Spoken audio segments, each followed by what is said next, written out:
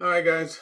Welcome to the Daily Word Bible Study, a plain and simple book by book, chapter by chapter, and verse by verse study through the entire Bible. We're in Luke chapter 16.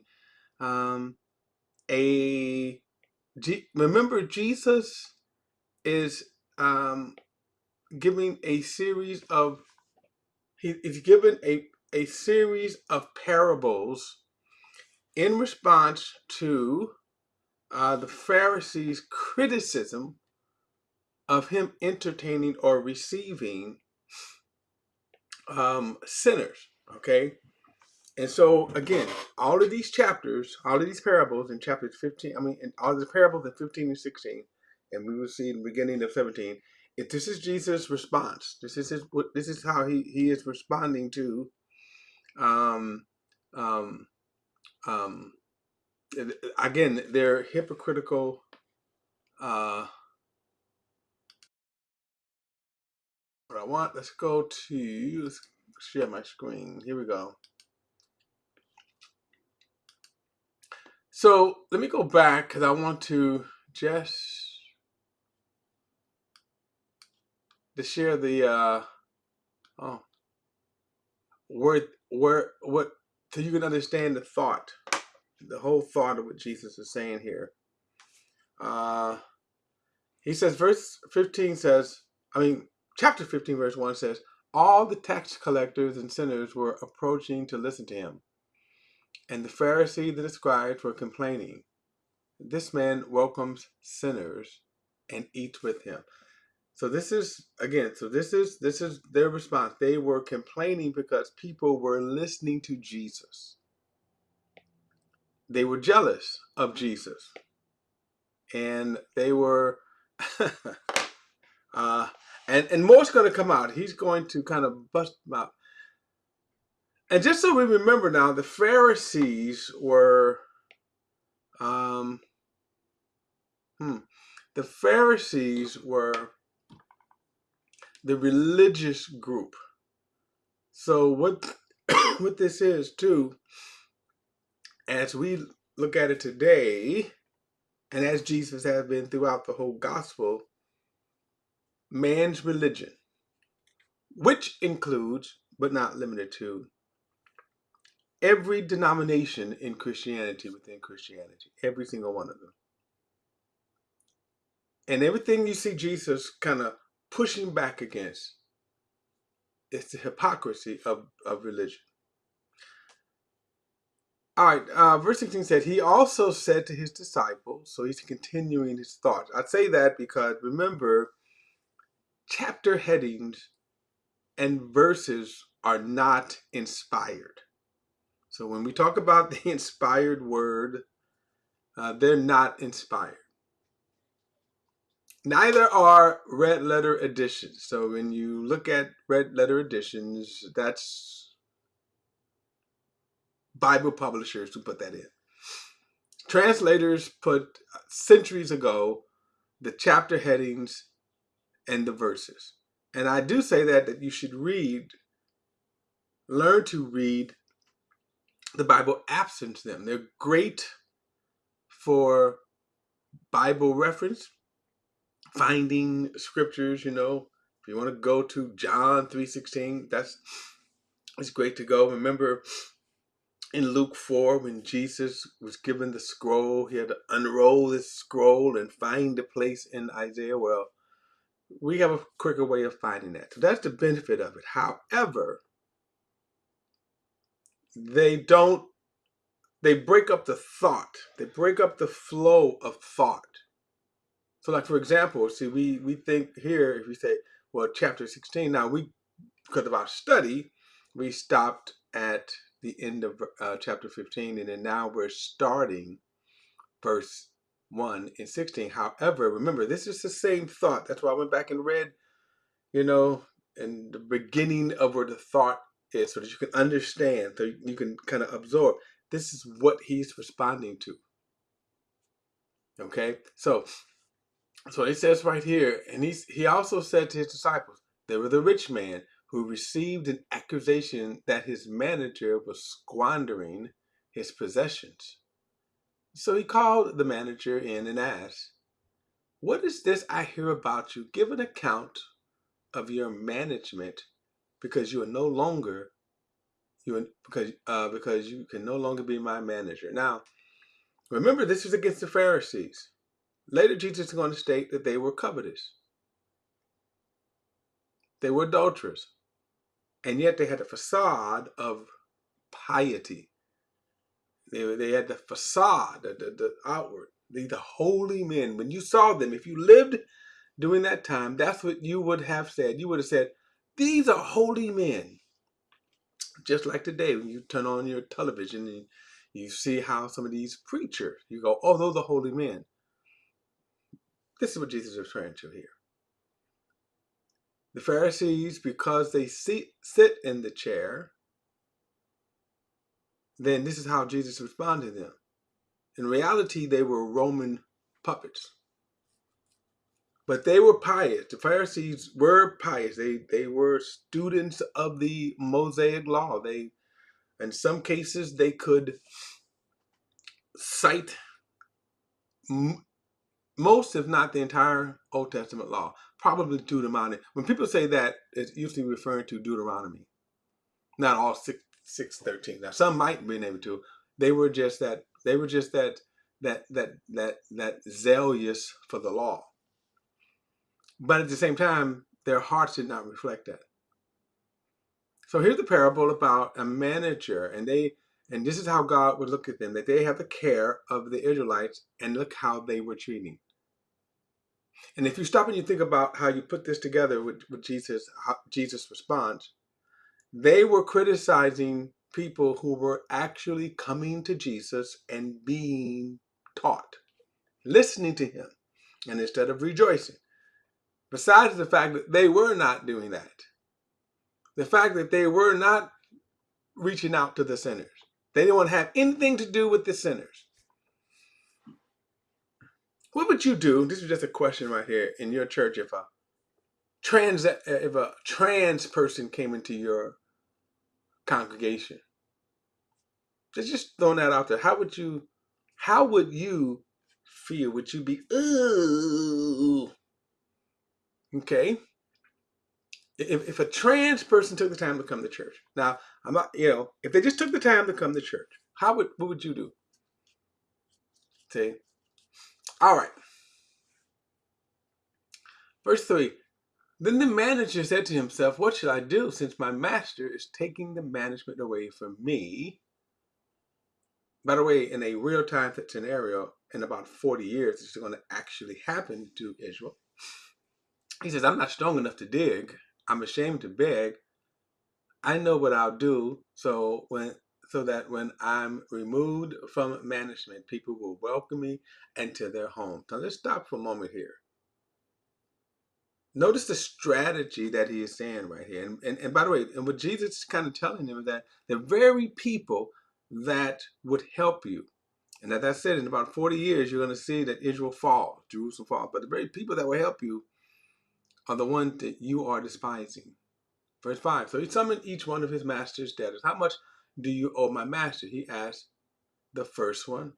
100 measures of olive oil, he said. "Take your invoice," he told him. "Sit down quickly and write 50. Next, he asked another, "How much do you owe?" 100 measures of wheat, he said. "Take your invoice," he told him, "and write 80. Now, what's kind of interesting about this probably is that he probably was overflating prices anyway.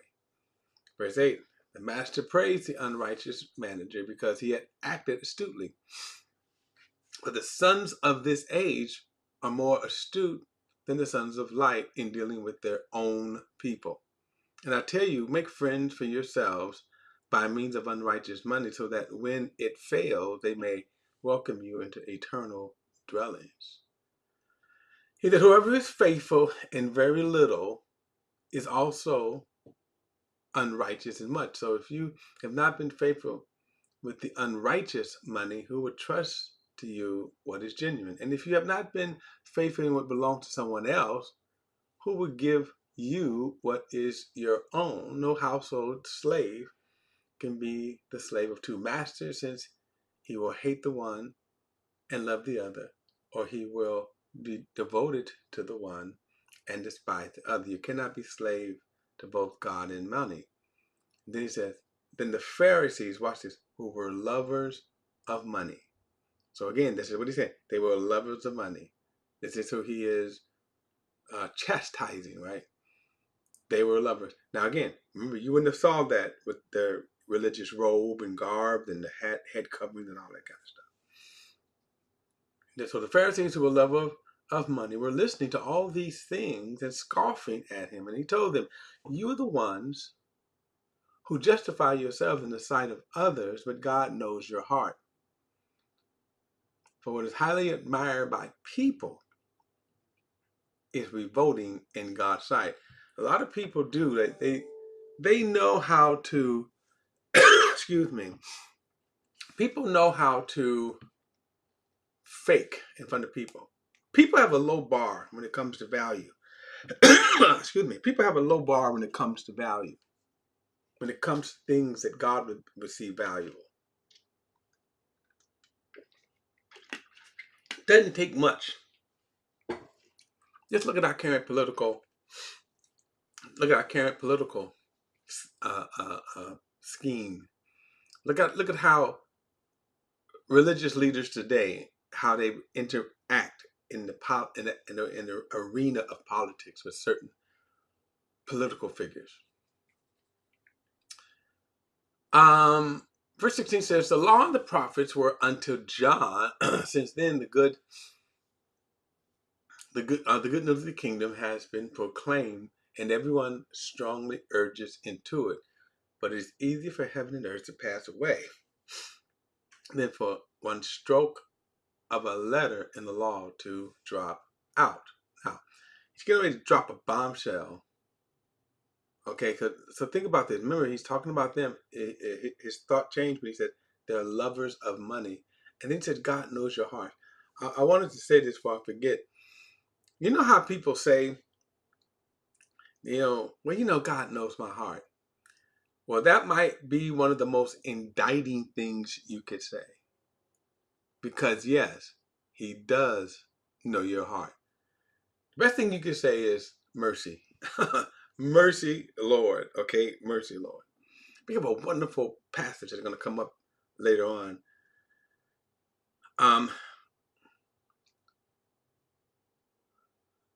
Now, he says the law and the prophets.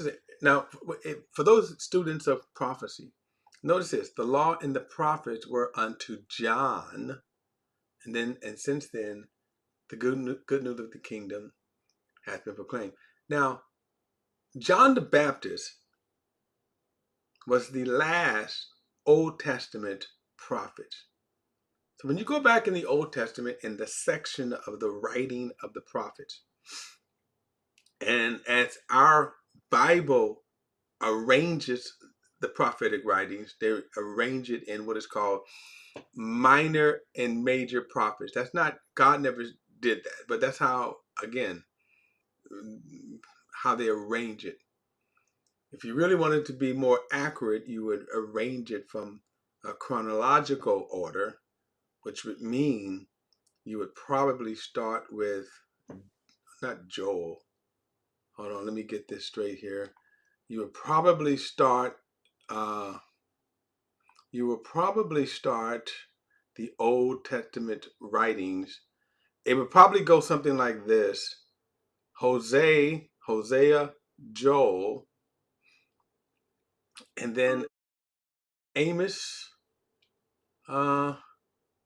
Okay. Let me see here.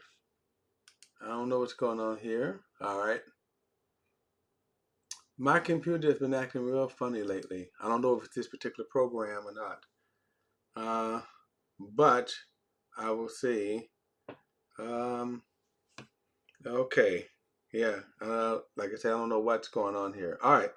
So, but from a time thing, you would probably start with Hosea, and then Joel, and then Amos. I want to say Obadiah, then Jonah, and then you would hit around, at that time you hit Isaiah. and then you would hit a couple of other ones. I forgot the timeline of them.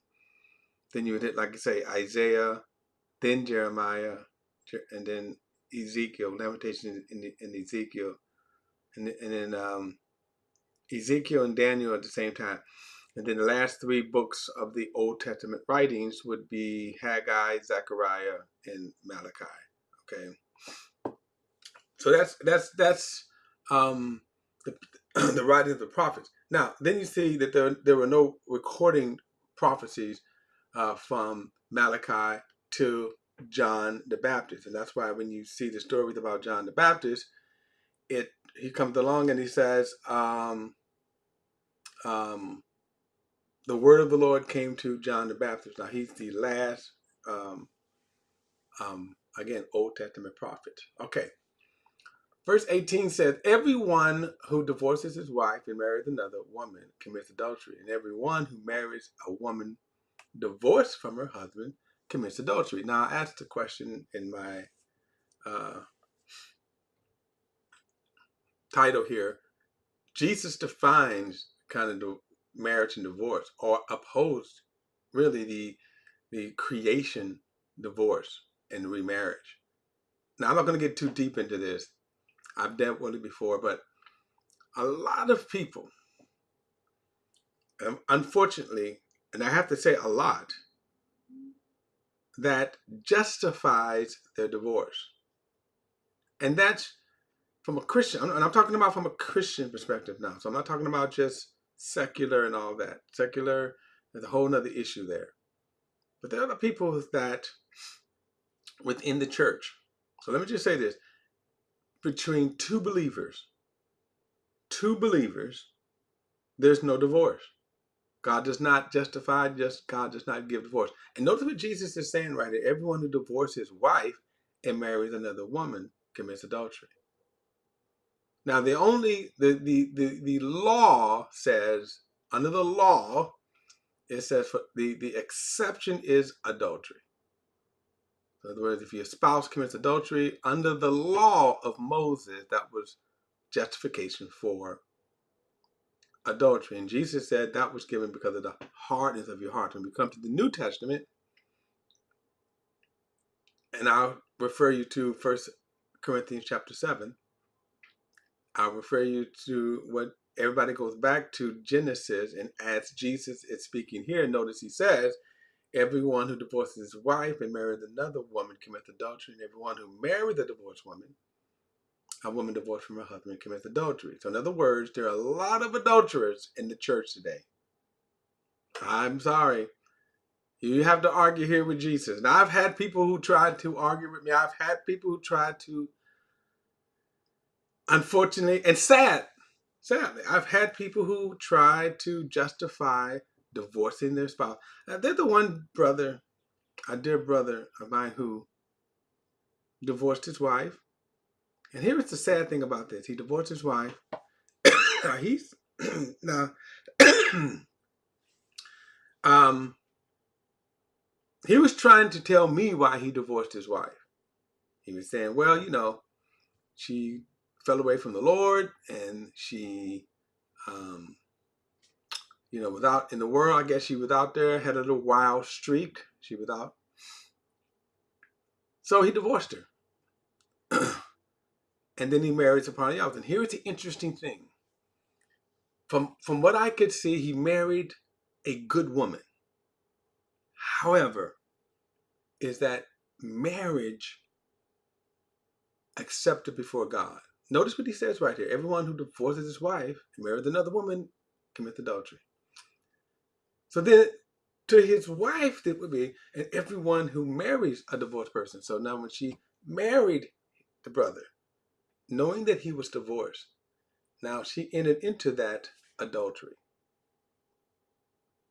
Now here's the interesting thing. Here's the sad thing.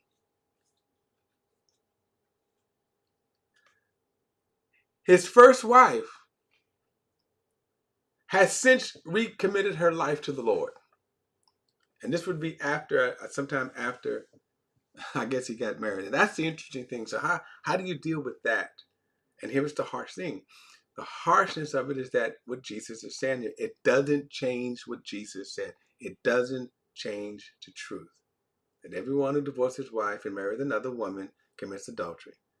And everyone who marries a woman divorced from her husband commits adultery. That's like I said, y'all can do with that what you will. All right, guys.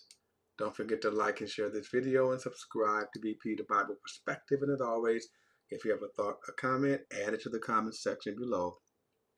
All comments are welcome. And I will see you in the next study.